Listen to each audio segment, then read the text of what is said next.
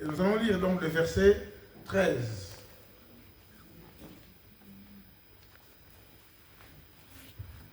Après sa naissance, les mages sont passés par Hérode.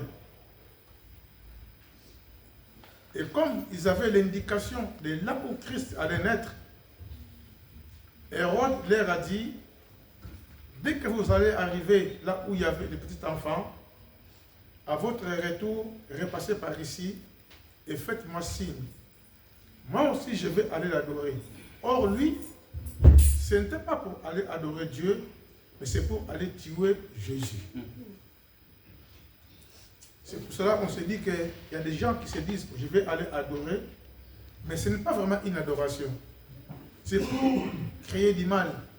C'est pour créer la zizanie. Et pourtant, lui, il était roi.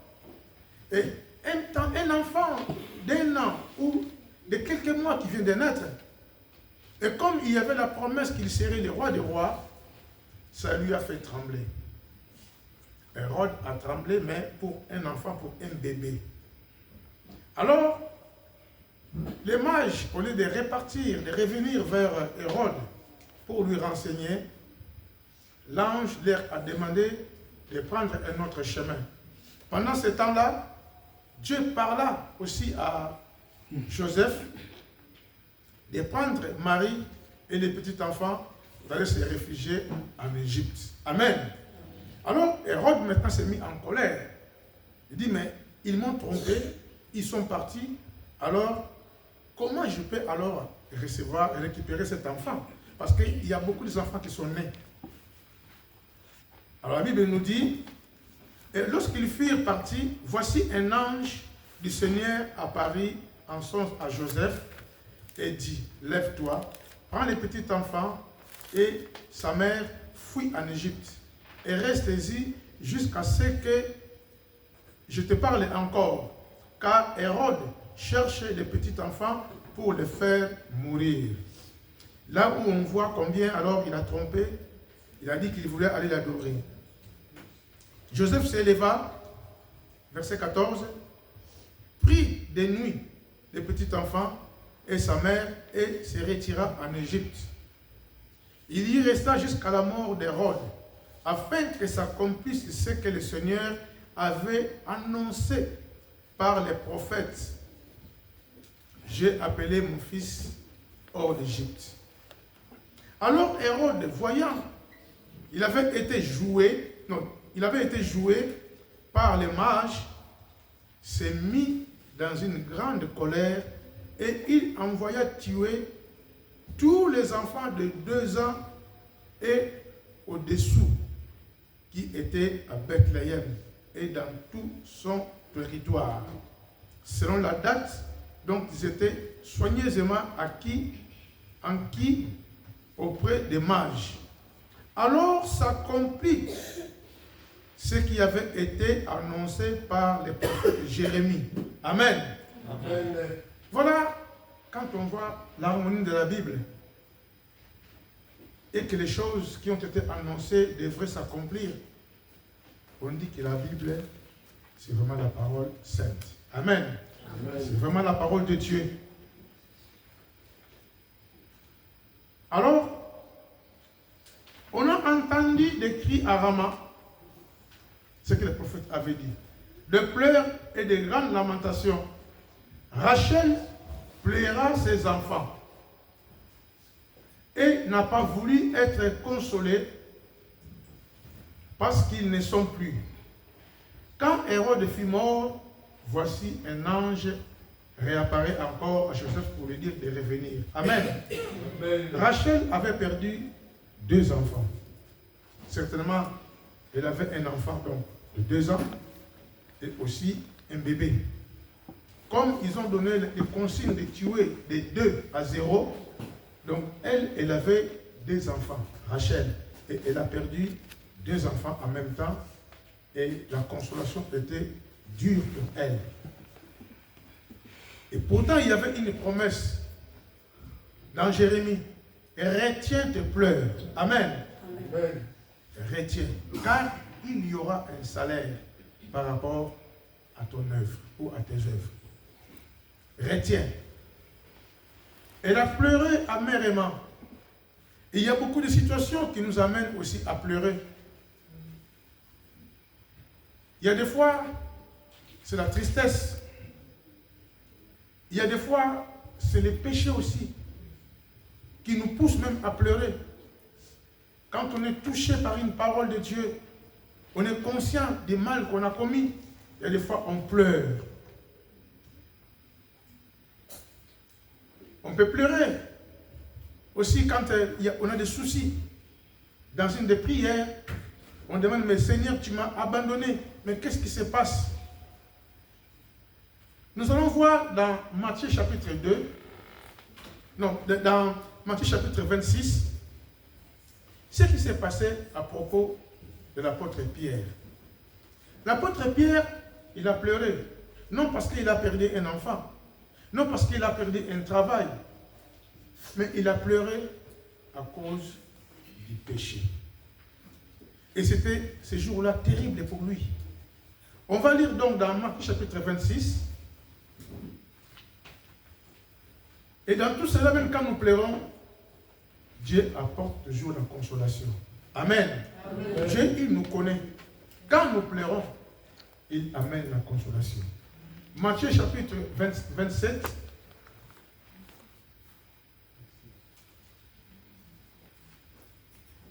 Non, 26 plutôt. Et le chapitre 75. Verset, donc Matthieu 26 plutôt, oui, verset 75.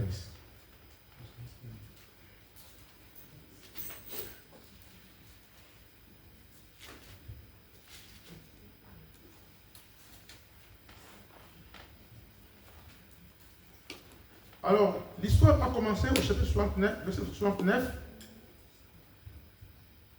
Il est dit, donc Matthieu 26, 69, il est dit, cependant Pierre était assis dehors dans la cour quand Jésus était arrêté. Jésus avait déjà prévenu à Pierre, parce que Jésus, il est Dieu. Il savait ce qui allait arriver. Alléluia. Amen. Quand Pierre disait, mais partout où tu iras, même s'il faut mourir avec toi, je mourrai. Et comme il ne savait pas ce qu'il disait, Jésus lui a dit, avant que les coqs chantent 3 fois, tu vas me renier. Jésus déjà l'avait dit. Il savait ce qui allait arriver. Et Pierre n'a pas accepté cela. C'est pour cela, quand on a arrêté Jésus, pour montrer qu'il avait dit qu'il allait mourir avec Jésus, il a sorti son épée. Et lui, croyant que le combat était un combat charnel, il a coupé l'oreille de quelqu'un. Parce qu'il était déterminé à mourir avec Jésus. Amen. Amen. Or, le combat n'était pas un combat charnel, c'était un combat spirituel. Jésus lui a dit, celui qui tue par l'épée mourra aussi par l'épée. Il a récupéré l'oreille de cet homme, il l'a remis à sa place. Jésus est Dieu, bien aimé. C'est un miracle ça. L'oreille qui est tombée par terre, Jésus ramasse l'oreille et récolle sans anesthésie, sans aller par une clinique, mais l'oreille est arrivée à sa place. Cela montre que nous adorons quelqu'un qui est vivant et qui est le Tout-Puissant. Rien n'est impossible à lui. Amen. Amen. Il a remis l'oreille de cet homme.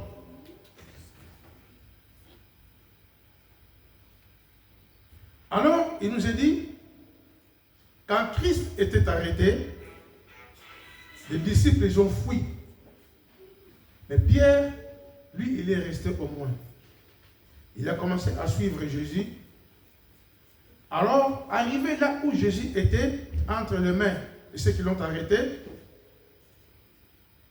la Bible nous dit, verset 57, ceux qui avaient saisi Jésus l'amenèrent chez le souverain sacrificateur Caïphe, où les scribes et les anciens étaient assemblés. Pierre les suivait de loin, jusqu'à la cour du souverain sacrificateur. Il entra et assis avec les serviteurs pour voir comment cela finirait. Amen. Amen. Les principaux sacrificateurs et tous les Sanhédrins cherchaient quelques faux témoignages contre Jésus, suffisants pour les faire mourir. Mais ils s'en trouvèrent point, quoique plusieurs faux témoignages se soient présentés, afin, il y en a 22 qui disent, celui-ci a dit, je puis détruire les temples de Dieu et les rebâtir en 3 jours. Et il parlait de sa mort, effectivement. Détruire les temples qui étaient son corps, et 3 jours après, il allait être ressuscité. Ils ont trouvé ça drôle, mais c'est une faute grave. Comment il pourra détruire les temples de Salomon, que Salomon a construit pendant autant des années, et lui, dans 3 jours, il va les détruire, et il va aussi les rebâtir. Par quelle magie? En fait, c'était aussi une fausse accusation. Parce qu'ils n'ont pas compris la dimension spirituelle. Jésus a parlé de sa résurrection, de sa mort et de sa résurrection. Amen. Alors maintenant, cependant, Pierre était assis dehors dans la cour. Une servante s'approcha de lui et dit, « Toi aussi, tu étais avec Jésus, les Galiléens. » Mais il les nia devant tous, disant, je ne sais ce que tu veux dire. Comme il se dirigeait vers la porte, une servante les vit, dit à ceux qui se trouvèrent là, celui-ci était aussi avec Jésus de Nazareth. Il les nia de nouveau, avec serment. Il ne connaît pas cet homme. Peu après, ceux qui étaient là s'étant approchés, dirent à Pierre, certainement tu es aussi de ces gens-là, car ton langage te fait reconnaître. Alors il s'est mis à faire des imprécations et à jurer, je ne connais pas cet homme. Amen. Amen. Et aussitôt, les coqs chanta. Il a renié Jésus par 3 fois, jusqu'au point de jurer. Ça, c'est terrible. C'est lui qui est avec toi. C'est lui qui est votre maître. C'est lui qui vous a conduit. Il a fait des miracles. Et voilà qu'il est arrêté. Il y a eu une grande trahison. S'il y a une trahison, c'est vraiment celle-là. Alors, quand le coq chanta, la Bible dit, Pierre se souvint de la parole que Jésus avait dite. Avant que le coq chante, tu me régneras 3 fois. Maintenant, ça lui revient dans la tête. Mais Christ m'avait dit cela, que j'allais lui régner, et cela est arrivé. Ça, c'est pour montrer que nous avons affaire à celui qui nous connaît. Même comme nous sommes là, s'il fait une lecture dans notre cœur, il connaît nos envies. Et il sait pourquoi nous sommes venus ce matin ici à l'église. Alléluia. Amen. Il n'y a rien qui est en cachette devant notre Dieu. Il connaît notre motivation. Il connaît ce qui va arriver demain. Jusqu'à notre retour, jusqu'à notre mort, Jésus connaît tout. Amen. Pierre, maintenant, il se souvient. Et la Bible dit, étant sorti, il pleura amèrement. Amen. Amen. Il sort maintenant pour pleurer, pour se repentir. Vous voyez, quand il y a des fautes comme ça, qui demandent à quelqu'un de pleurer. Je ne demande pas que tu pleures, mais si tu pleures, c'est par rapport à ce fardeau. Il y a des fardeaux qui nous poussent à nous humilier, à nous simplifier, à dire Seigneur, tel que je suis, je viens à toi. Mais avec des pleurs, signe de tristesse, parce qu'on est triste d'avoir péché. On est triste d'avoir commis quelque chose de mauvais. Amen. Amen. L'apôtre, il a pleuré amèrement. Mais il a été consolé après. Jésus lui a pardonné. C'est pour cela qu'un jour, quand ils sont repartis encore à la pêche, Christ l'a rattrapé. Et il lui a demandé par 3 fois, Pierre, m'aimes-tu comme le même les autres? Il dit, Seigneur, je t'aime. Il dit, paie mes brebis. Il nous pose encore la question, Pierre, m'aimes-tu? Il dit, Seigneur, je t'aime. Pour la 3e fois, il lui demande encore, Pierre, m'aimes-tu? Il dit, Seigneur, tu connais toutes choses. Amen. Amen. Je ne peux pas me cacher. Tu connais toutes choses. Mais ce qui est vrai, moi je t'aime. Mais il dit, Seigneur, tu connais que je t'avais trahi. Tu connais tout, tu connais ma vie, tu connais toutes choses. Mais je t'aime toujours. Parce qu'il a obtenu le pardon auprès du Seigneur. Le Seigneur lui a pardonné quand il a pleuré amèrement. Contrairement à Judas, lui, il s'est pendu. Il s'est fait mal. Mais l'apôtre s'est repenti. Raison pour laquelle nous voyons, il y a des fois on pleure d'avoir commis un péché. Et ça nous pousse à pleurer. Amen. Amen. J'ai aussi souligné dans Joël chapitre 2, ça ce sont les conseils que le Seigneur donne à celui qui commet un péché. C'est important. Et bien aimé, c'est vraiment important. Dans Joël au chapitre 2,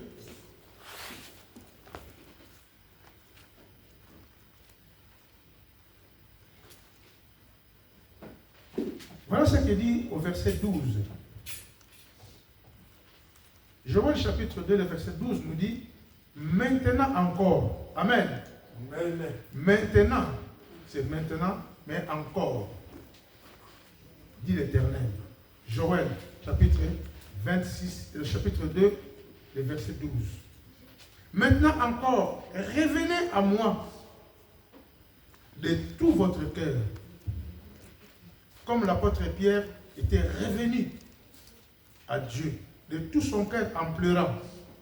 Revenez à moi de tout votre cœur avec des jeûnes, avec des pleurs et des lamentations. Alléluia. Amen. Avec des pleurs. Déchirez vos cœurs et non vos vêtements. Déchirez vos cœurs. À l'époque, les gens déchiraient leurs vêtements en signe de deuil, en signe de tristesse, en signe de misère, et pour demander pardon, pour s'humilier, pour se simplifier. Il y en a même qui portaient des sacs, et ainsi de suite. Mais le Seigneur nous dit, ce n'est plus la peine d'aller déchirer vos vêtements à cause de ça. Déchirez au contraire vos cœurs. Que vos cœurs soient à nu, que je puisse contrôler tout ce qui se passe dans votre cœur. Et de cela, vous comprendriez que vous avez péché. Cela veut dire que vous revenez en vous-même. Amen. Amen. Déchirez vos cœurs et non vos vêtements. Et revenez à moi, votre Dieu. Car il est compatissant. Donc Dieu, il est compatissant et il est aussi miséricordieux. Il est lent à la colère et il est riche en bonté. Amen. Amen. Et il se répand des mots qu'il envoie. Il est riche en bonté et riche en fidélité pour nous pardonner. Oui, mes bien-aimés, il y a des péchés qui demandent qu'on puisse s'incliner véritablement avec des jeûnes, avec des pleurs. Et il dit, ne déchirez pas les vêtements. Ne vous roulez pas à terre avec la poussière, mais au moins c'est votre cœur. Amen. Amen. Ça, c'est important. Nous allons lire dans Luc, chapitre 7. On connaît l'histoire de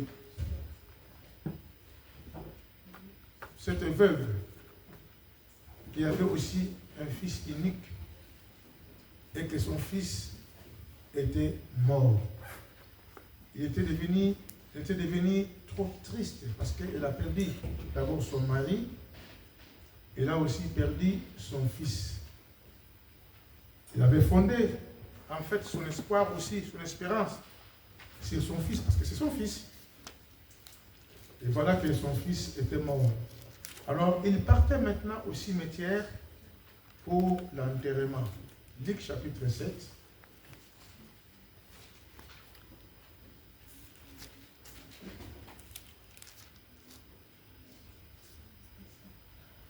Luc chapitre 7.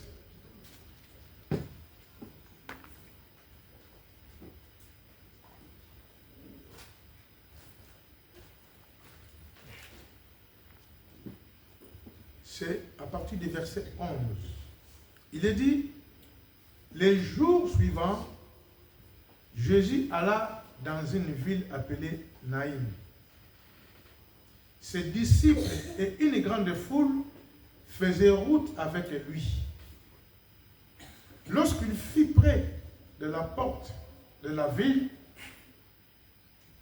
voici, on portait en terre un mort, fils unique de sa mère, et sa mère qui était veuve. Et il y avait avec elle beaucoup de gens de la ville. Le Seigneur, ayant vu,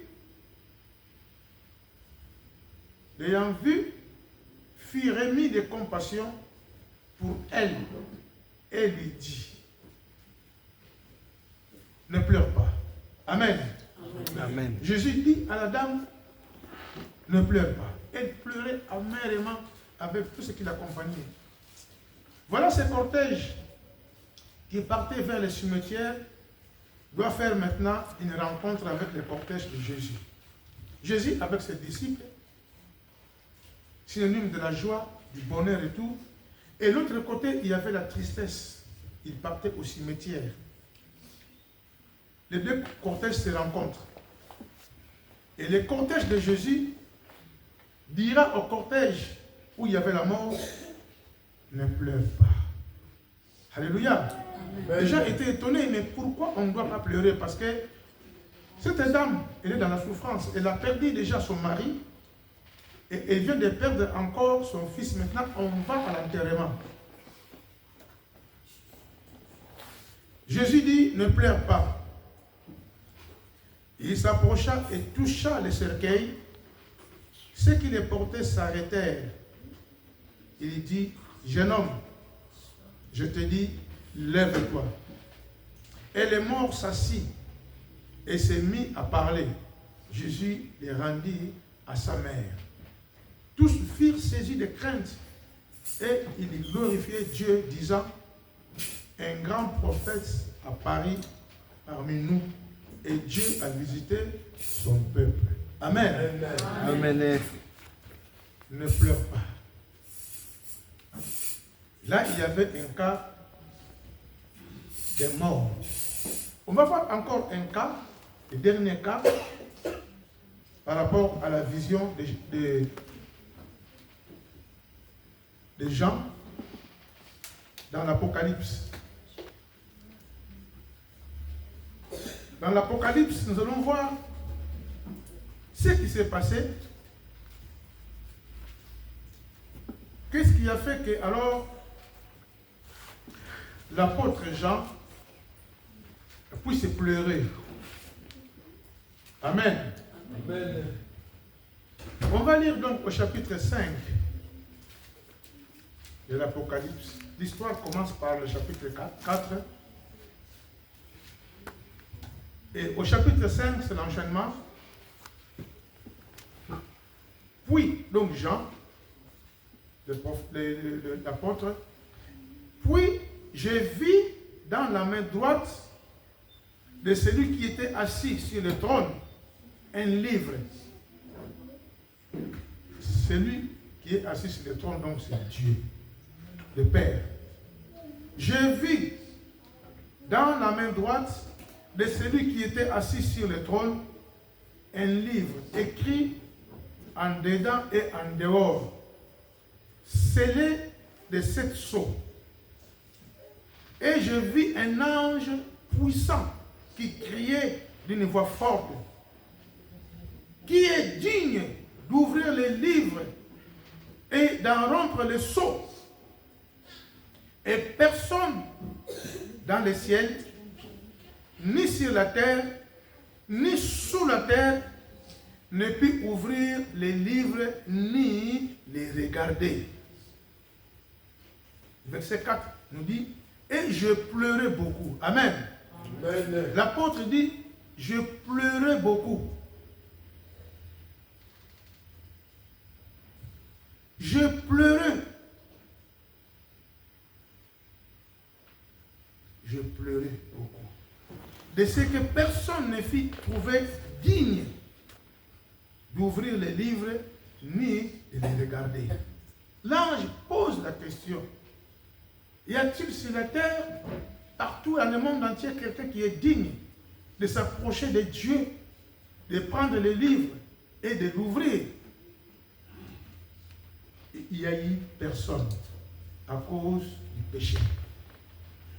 Et il y a eu seulement une seule personne qui pouvait le faire. Mais l'ange dira maintenant à l'apôtre,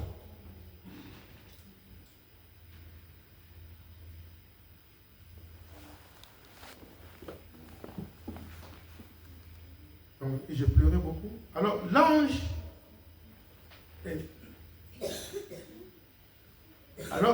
alors l'un des vieillards, parmi les 24 vieillards qui étaient sur le trône, à côté de Dieu, les 24 vieillards qui représentent, on peut dire peut-être les 12 tribus ou les 12 apôtres, ce qui fait 24, mais c'est l'association de tous les chrétiens qui sont sauvés, parce que nous sommes dans sa présence. Amen.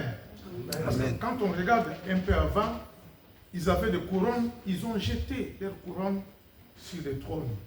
L'apôtre Paul nous parle aussi que la couronne de vie lui est réservée. Il n'était pas parmi les 12 apôtres. Donc pour dire que ça englobe l'ensemble de nous tous. Nous aussi, nous aurons la couronne quand nous serons dans sa présence. Amen. Amen. Nous serons couronnés.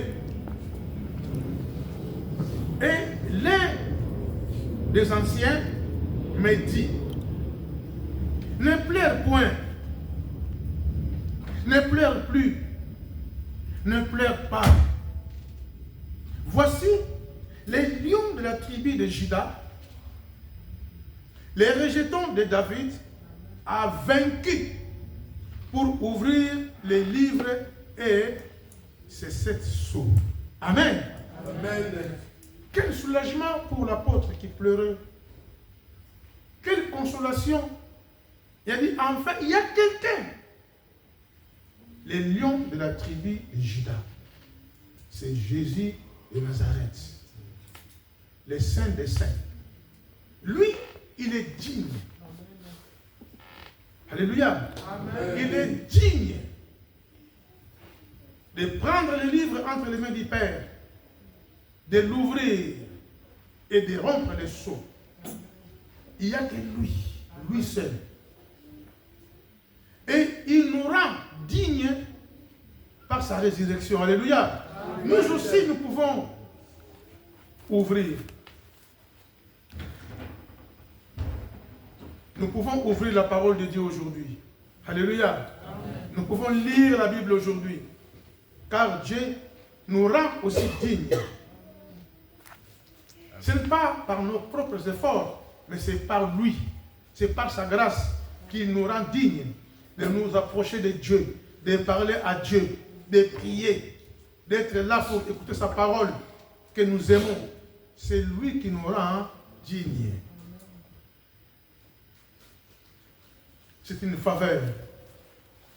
Ce n'est qu'une grâce que nous avons, que Dieu nous rend dignes. Alléluia. Amen. Et nous sommes dignes, c'est au travers de Jésus. Parce que c'est lui le premier qui a ouvert. Et il a ouvert pour nous. Et il nous rend capables maintenant, nous aussi, de participer à cela. Voilà, mes bien-aimés, il y a quelques raisons qui nous poussent à pleurer. Ça peut être la tristesse, ça peut être les péchés, et ça peut être aussi une équation. Il s'est dit, mais l'issue est où? Il n'y a pas d'issue dans cette situation. Personne ne fut trouvé digne. Personne. Mais il y avait quelqu'un. Ce quelqu'un est encore vivant aujourd'hui.